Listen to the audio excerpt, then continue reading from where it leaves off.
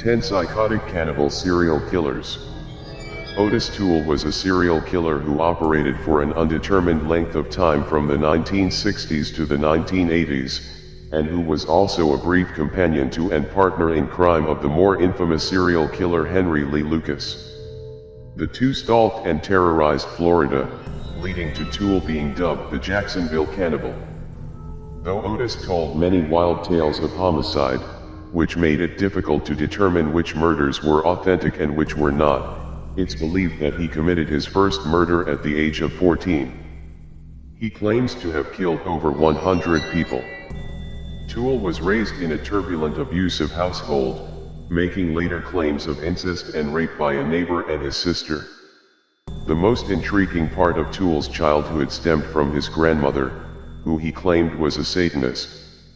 Apparently, Toole's grandmother gave him the moniker the Devil's Child as she showed him allegedly satanic practices such as grave robbing and self-mutilation. He would later drop hints of satanic inspiration for his killings, confessing to at least 108 total murders. Toole had a very low IQ and needed the aid of Lucas to continue undetected. During their time together, it was stated by Lucas that Toole would take his victims and cook them as a barbecue, with Lucas later recounting that he wasn't a cannibal because he didn't like the taste of Toole's barbecue sauce. The two deranged killers had a combined confession of hundreds of victims. It was said that throughout Toole's killing spree, he liked to eat the ribs of his victims and drink their blood, something Lucas seemingly disapproved of later. When asked in an interview whether he actually ate people or not, Toole replied, "You look damn tasty. If I had me a knife, I'd slit your throat and drink some blood." Toole's reasons for cannibalizing his victims, though seemingly impossible for the rest of us to follow, seem to simply boil down to nothing more than, "Because I could," and he even once said he sometimes ate his victims simply to save money on groceries. Audio recordings of the two madmen discussing their cannibalistic ways over the phone are plentiful and can be found online. Between February 8, 1955, and July 3, 1976, a relatively unknown German serial killer unleashed terror in Germany and claimed the lives of 14 people, though the killer said there could have possibly been more he simply forgot about. Joachim Kroll would later become known as the Ruhr Hunter, the Duisburg Man-Eater, and the Ruhr Cannibal for his bizarre, cannibalistic crime spree that spanned over 20 years. Committing his first murder in 1955, Kroll stabbed and killed a young 19-year-old German girl before dismembering her body. It should be noted here that there is usually an escalation in serial murder from being more timid, often killing out of necessity more than pleasure, to more twisted and bloody as killers embrace their homicidal ways. But it seems Kroll jumped in without a care in the world, as if his dark desires were so great that he had the mind of a mad butcher within him since birth, awaiting to be unleashed upon society. Unlike other cannibal murderers, Kroll would cannibalize almost every single one of his victims, slicing pieces of their bodies off to consume. All of the victims were found stripped, raped after death, and with pieces of their flesh removed. Like Toole, Kroll would also later state that his murders had to do with a simple inability to buy food, also stating that cannibalizing young children was the only meal he found truly satisfying. After the murder of a 4-year-old girl by Kroll, police were knocking around when a neighbor told them about a clogged waste pipe. When the neighbor had asked Kroll if he knew what was stopping up the pipes, he simply replied, "Guts." The pipe was blocked up by the girl's intestines. Upon entering Kroll's residence, the police found a house of horrors, complete with a severed hand cooking in a pan of boiling water. Like Toole, Kroll had a very low IQ, which led to his capture, given that he nonchalantly told his neighbor not to use the upstairs community bathroom because he had clogged the toilet with guts. It is presumed that Kroll was able to murder and kill for so long without being caught because police suspected they were tracking someone much more intelligent and were unable to make sense of the bizarre erratic crimes accordingly. Andrei Chikatilo, the infamous butcher of Rostov, was a Soviet serial killer whose brutal killing spree began with the murder of 9-year-old Lena Zakotnova in 1978 and turned into a reign of terror that would last over a decade. His story ended with the biggest spectacle in post-Soviet Russia, the capture and trial of a monster who had stalked several countries in the former USSR for decades, hunting along the train stations for fresh meat he could lure into the woods and kill. Chikatilo was an unusual serial killer, driven by a boiling rage within him from his lifelong inability to perform sexual acts. More often than not, he couldn't even have intercourse with his wife. It was from this that Chikatilo learned how to express his lust and sexual appetite through rape, torture, and violence. Even during his trial and confession to murdering 56 people, Chikatilo came uncannily close to admitting to have engaged in cannibalism, but would ultimately back down when the time came to confess to actually eating people.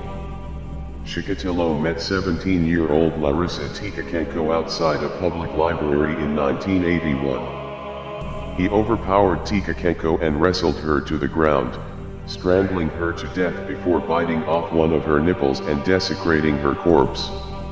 Chikatilo would disembowel many of his victims, often removing the uterus from women, which he said he would nibble and chew on, claiming to have enjoyed the taste and texture. Many of Chikatilo's female victims were missing their uterus and nipples, both body parts Chikatilo claimed to have a particular fondness of chewing on. He even bit off one victim's tongue. Chikatilo was executed on February 16, 1994, by a single gunshot behind the right ear. Also known as the Granny Ripper, Tamara Samsonova was a Russian-born serial murderer who you'd never suspect would be a brutal cannibal. At 68 years old, she was arrested in 2015 for the suspected murder of her 79-year-old friend, Valentina Ulanova, after a closed-circuit camera captured what appeared to be her transporting body parts in a black plastic bag. Shortly after the video was recorded, local police discovered Ulanova's corpse. It had been left in a river after being decapitated. Investigation would later reveal that she killed at the very least 11 people, with an extreme likelihood of having murdered more. Following in the footsteps of Andrei Chikatilo, she seems to have modeled her killing career after his acts of atrocity, including murder, dismemberment, and, of course, cannibalism. Not only did she murder her longtime friend Ulanova, but her husband and several other people close to her have all mysteriously disappeared over a 20-year period. 12 years before the Ulanova murder, a headless, limbless body was found on her street. That man's business card was later discovered in her flat. It is alleged that she even dismembered one of her victims while he was still alive. Her diaries tell of her murder spree, describing up to 11 murders in great detail. Ultimately, Samsonova was declared legally insane and suffering from paranoid schizophrenia. She was committed to a mental hospital by the court for her crimes. Arthur Shawcross, aka the Genesee River Killer, was a deranged murderer who took the lives of 14 people between 1972 and 1989. He began his murderous spree by killing 2 children in New York State. In 1990, he would be convicted of killing 10 prostitutes.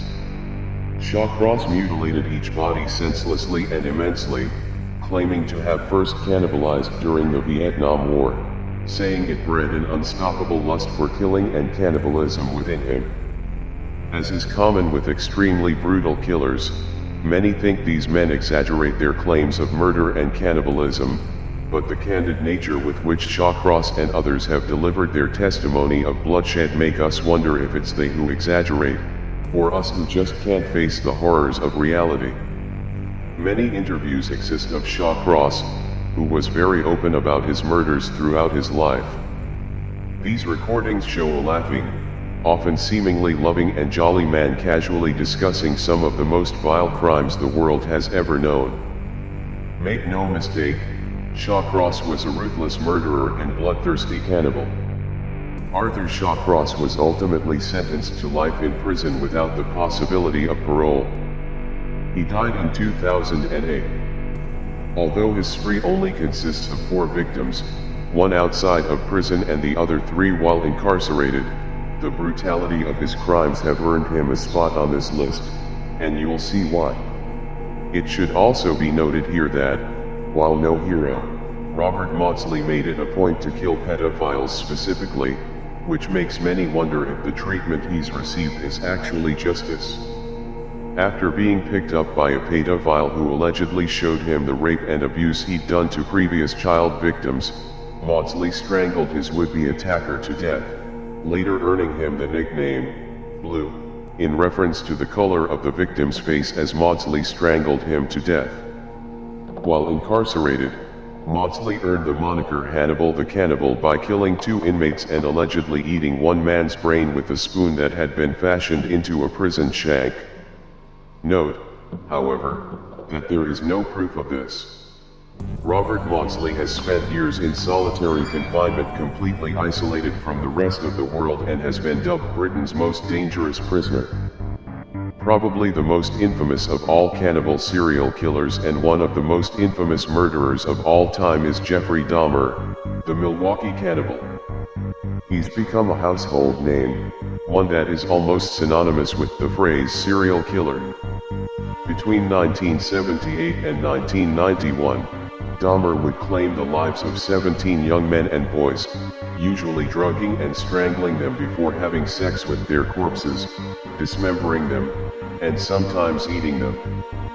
His first 2 murders were separated by nearly a decade, before he launched into a ravenous, alcohol-fueled spree of compulsive murder, luring innocent men and boys back to his apartment in Wisconsin.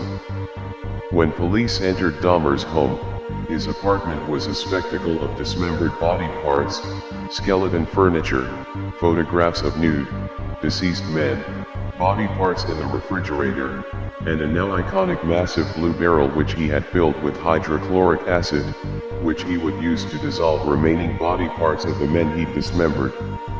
Dahmer would later recount that eating his victims made him feel as if he was keeping them forever, as if they were going to remain a part of him, stating, "I was branching out, that's when the cannibalism started, eating of the heart and the arm muscle.